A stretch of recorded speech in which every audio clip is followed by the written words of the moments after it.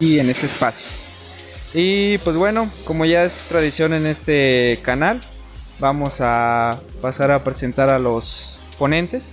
Que antes de continuar me gustaría comentarles que a diferencia del podcast pasado, esta vez sí tenemos a dos ponentes.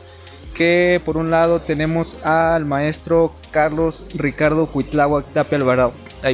Tapia Alvarado, perdón. Nació en 1964. Estudió, egresó y se tituló como licenciado en Historia por la Universidad Nacional Autónoma de México. Se tituló como maestro en Historia del Arte Urbano en la Escuela de Educación Superior en Ciencias Históricas y Antropológicas de la ciudad de San Luis Potosí. Sus campos de investigación y de conocimiento abarcan la historia en muy diversas temporalidades, espacialidades y especialidades. Historia del arte, historia de la guerra, historia de la filosofía, historia de México, historia del barroco y por último, pero no por ello menos importante, historia de la música. La teoría de la historia, la hermenéutica, la semiótica, la literatura, la poesía y los estudios narratológicos. Ha colaborado como docente en la hoy Facultad de Ciencias Sociales y Humanidades de la UASLP, de la cual sigue siendo parte como docente en el Centro de las Artes de San Luis Potosí, en la Universidad del Centro de México, en el ITSM Campus San Luis, y es docente en la Coordinación Académica de Arte de la propia UASLP. Es también cofundador, junto con su esposa Giselle Ibet Barajas Ruiz, de la Consultoría para la Reflexión Epistemológica y la Praxis Educativa Sapere Aude. A lo largo de 30 años ha escrito en una gran cantidad de publicaciones periódicas de tipo informativo, de difusión o de análisis político-económico. Actividades que hacen del maestro Tapia no solamente un docente, sino también un divulgador de conocimientos. Y por otro lado tenemos... A ver, aguántenme un momentito que se me perdió aquí. Tenemos al licenciado en psicología César Adrián Collar Gómez, psicólogo clínico especializado en patologías y terapia de pareja.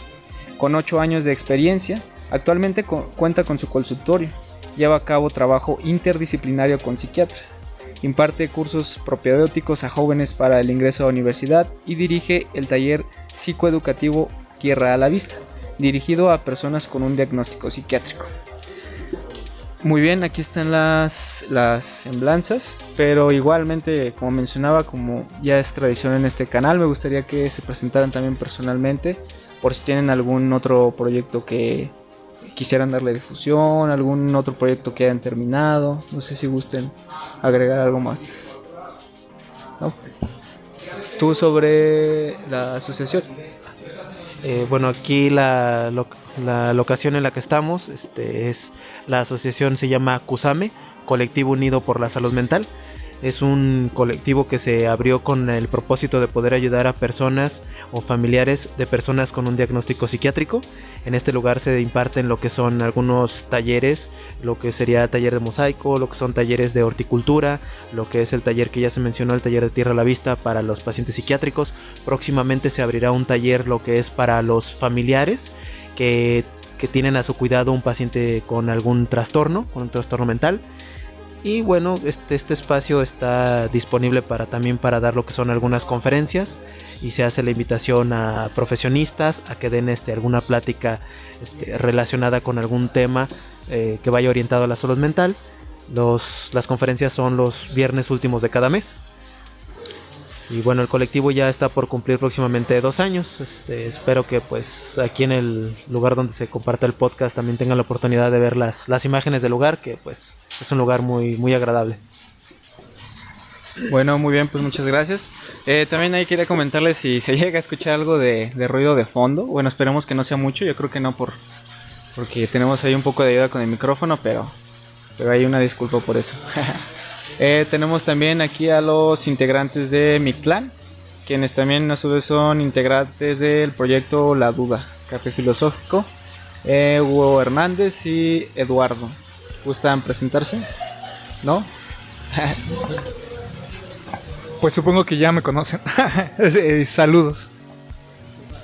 Sí, hola de nuevo, y como siempre pues agradecer la invitación y al proyecto. Igual sigan La Duda y a Mictlán. Muy bien, perfecto.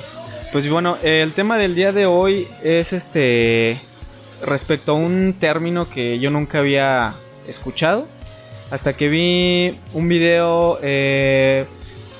pues se podría decir tipo informativo, en donde el propietario de este canal intenta hacer concientización sobre este tema respecto al antropoceno. Creo que es un tema que nos concierne a todos y todas, sobre todo a grandes corporativos.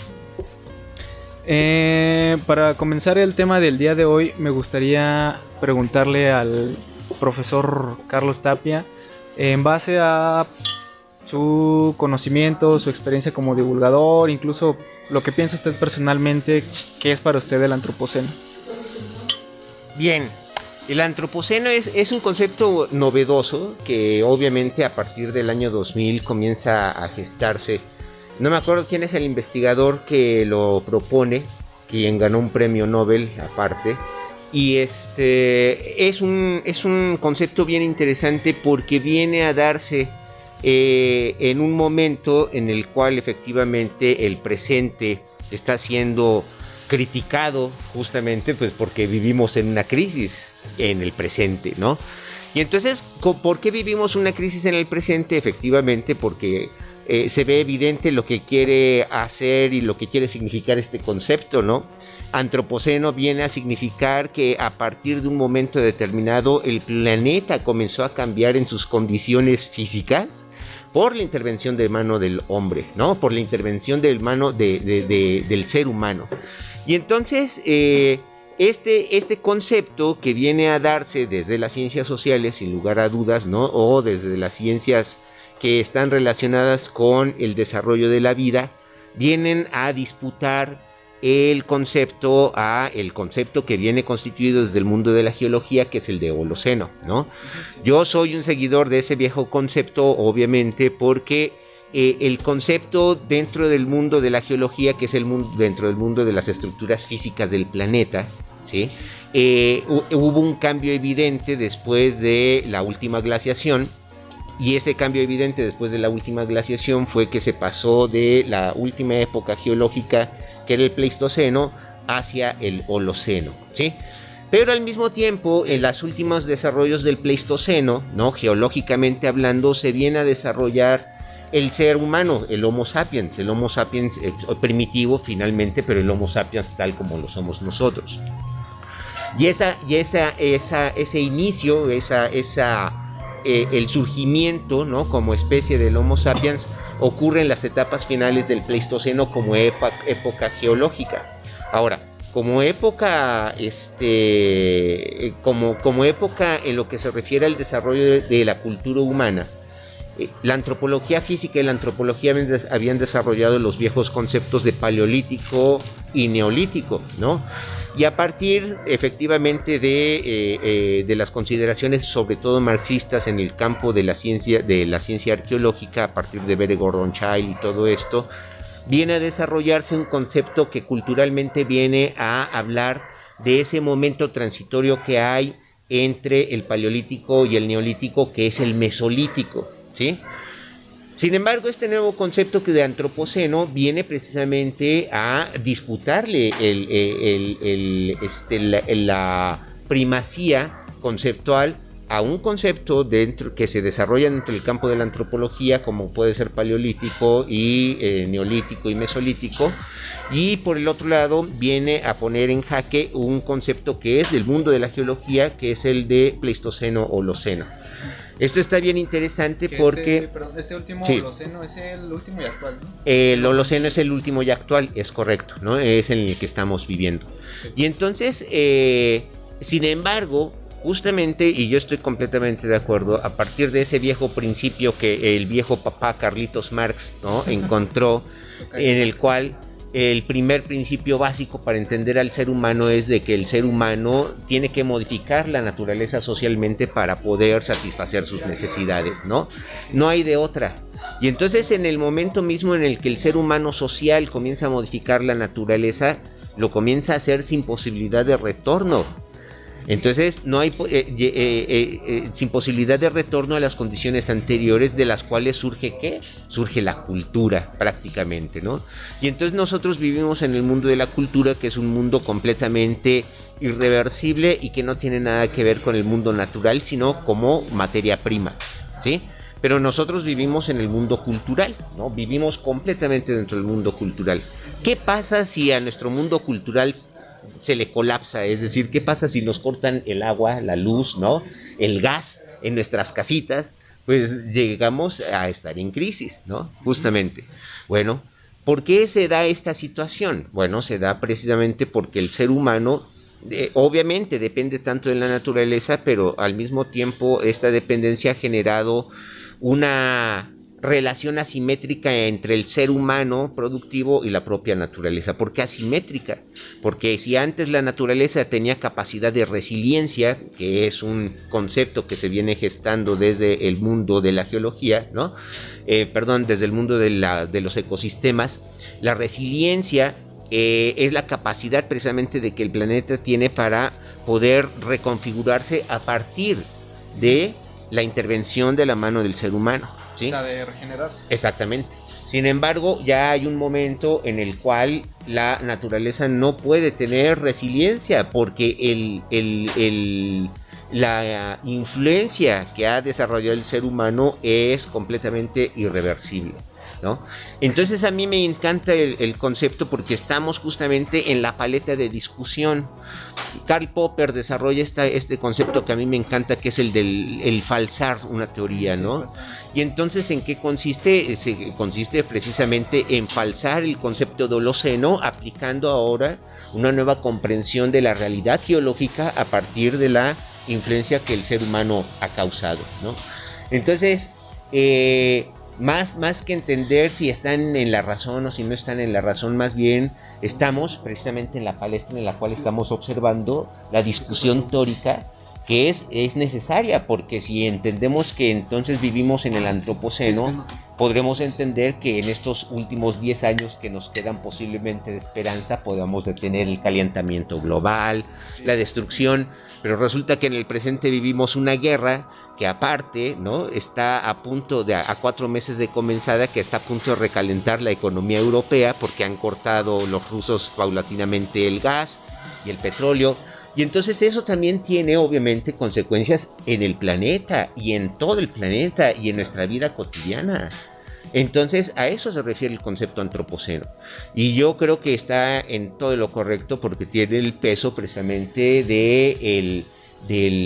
tiene el peso y contiene el peso de lo que es el ser humano precisamente para con el propio planeta, ¿no? Un depredador. Eso. Y entonces, si nosotros nos damos cuenta de que somos depredadores de la naturaleza, bueno, entonces podremos dar marcha atrás. Pero eso está bien bonito, porque nosotros no somos los representantes del G5, ni somos el presidente de Estados Unidos, que se ha negado a firmar el protocolo de Kioto, por ejemplo, ¿no?, para la reducción de la emisión de los gases industriales y todo esto. Entonces, ¿no? Sí, efectivamente depende de la ciudadana, del ciudadano, ¿no?, de todos, de todes, el cuidado del planeta. Pero también se trata de cuestiones que se deriven desde el mundo de la política, por supuesto, ¿no? Y entonces antropoceno tiene que ser un concepto no solamente teórico, sino pragmático, en el sentido de que hay que romper los esquemas políticos del momento con el desarrollo de un nuevo concepto que haga entender a la humanidad que aunque sea en su mundo de política y en sus sueños guajiros de que encontraron agua en Marte, ¿no?, esta humanidad no se va a salvar en un corto espacio si no nos damos cuenta del presente en el que estamos viviendo.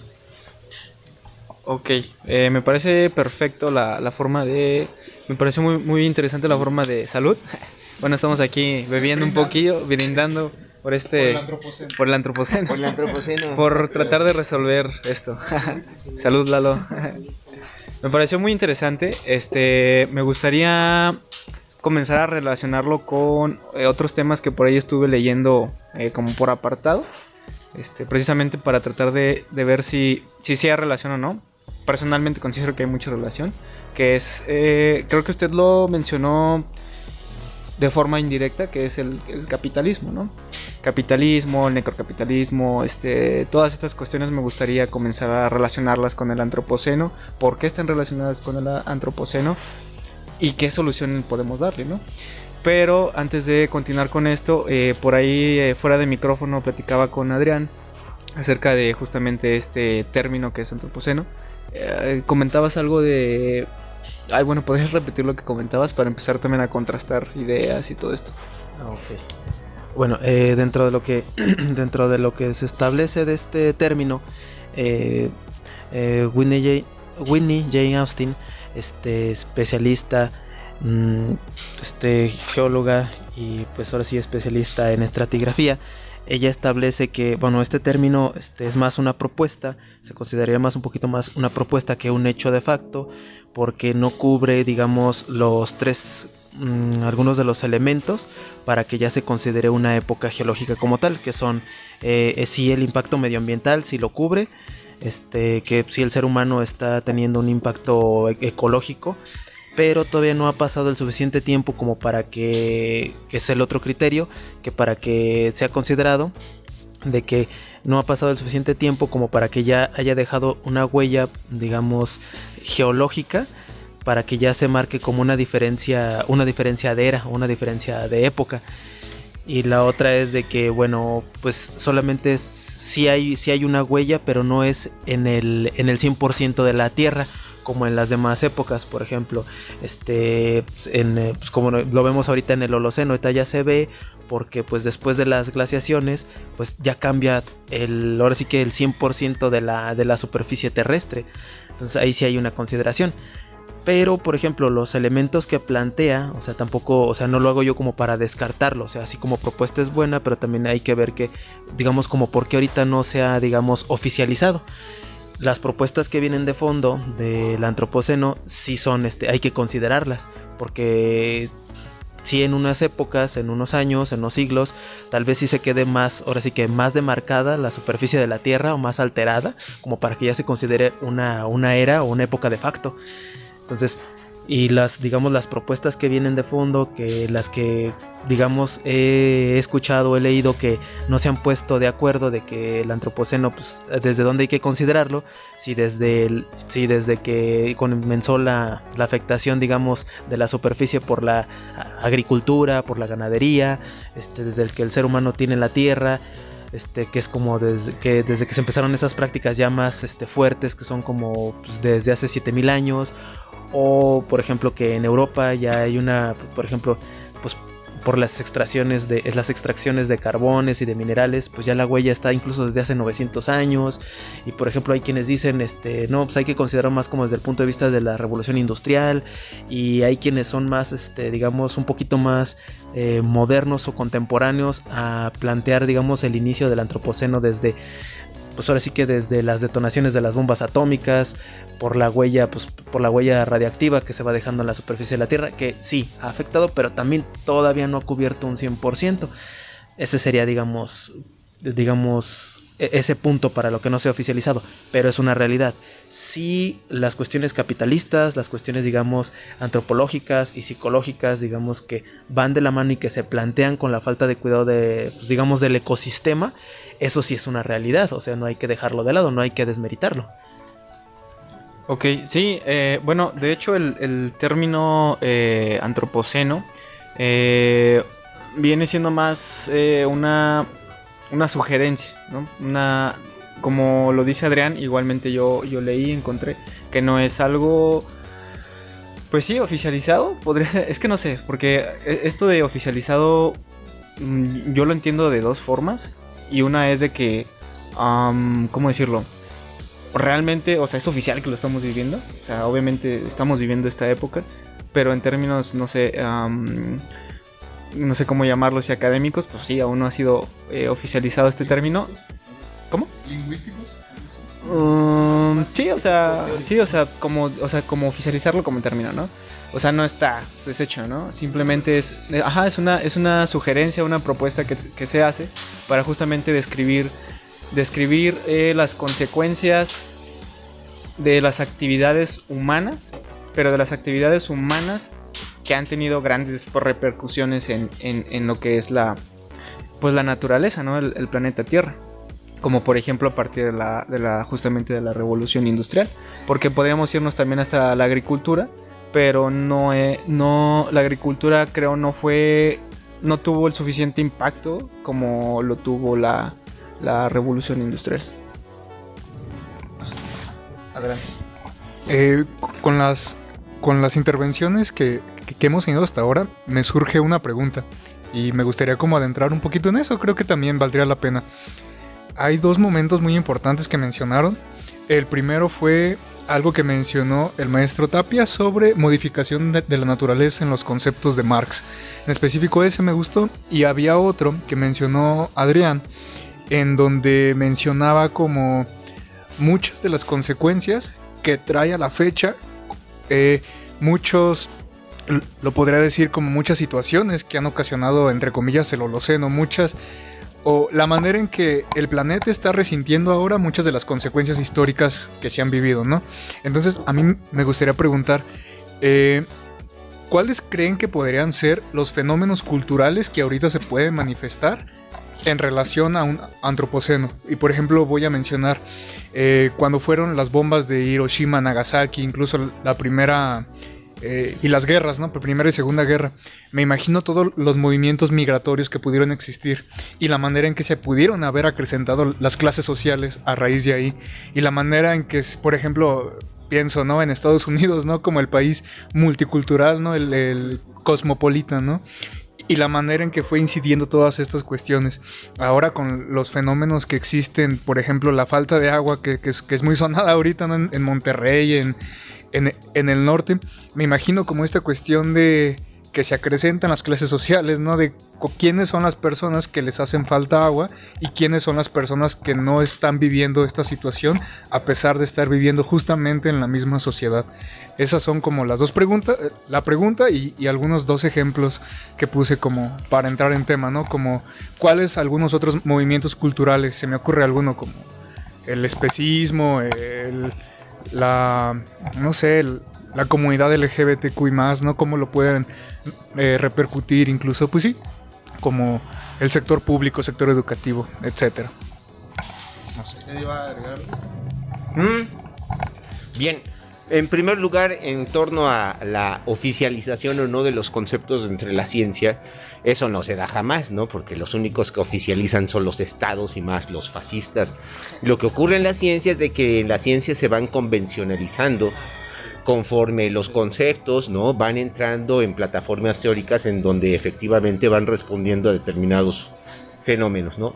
Entonces, a partir de que se convencionaliza efectivamente, ¿no? Un concepto, entonces este concepto se comienza a aplicar, por supuesto. Es cuando es aceptado por la comunidad científica y comienza a falsarse, por supuesto. Claro. Lo importante de una teoría científica es el hecho de que pueda ser falsable. Eso es fundamental e indispensable, ¿no? Entonces ya aclarando este punto, yo estoy efectivamente completamente de acuerdo con ustedes, ¿no? Así comencemos la plática. Es un concepto que se está poniendo en discusión, pero que aparte está poniendo en discusión los otros conceptos. ¿Por qué? Lo volvemos a repetir, y creo que aquí la hondura que nos proporciona precisamente la historia nos lo permite comprender. Por supuesto que efectivamente la agricultura podrá parecer que no es tan invasiva como la revolución industrial, pero estamos hablando de 2000 años de cultura y la revolución industrial apenas comenzó hace 100, 200 años. En 4000 años de agricultura, desde que se inicia el neolítico, el planeta ha cambiado fundamentalmente, pero fundamentalmente. Es más, una cultura del neolítico que no tiene nada que ver con la revolución industrial, como puede ser la teotihuacana, se acabó precisamente porque en ese desequilibrio que gesta esa civilización con respecto a su entorno, pues resulta ser que en un momento determinado una ciudad tan enorme no puede ser mantenida por el entorno. Y entonces resulta ser que si ustedes van en torno a Teotihuacán van a encontrar todo pelón. Imagínense que esa ciudad en pleno apogeo del clásico, en su apogeo, todos los árboles estaban a la vista y además todas las pirámides estaban pintadas, ¿no? Pintadas. Bueno, ¿De dónde sacaron la pintura? De esos propios árboles, para hacer la cal, para mantener al símbolo funcionando, al símbolo.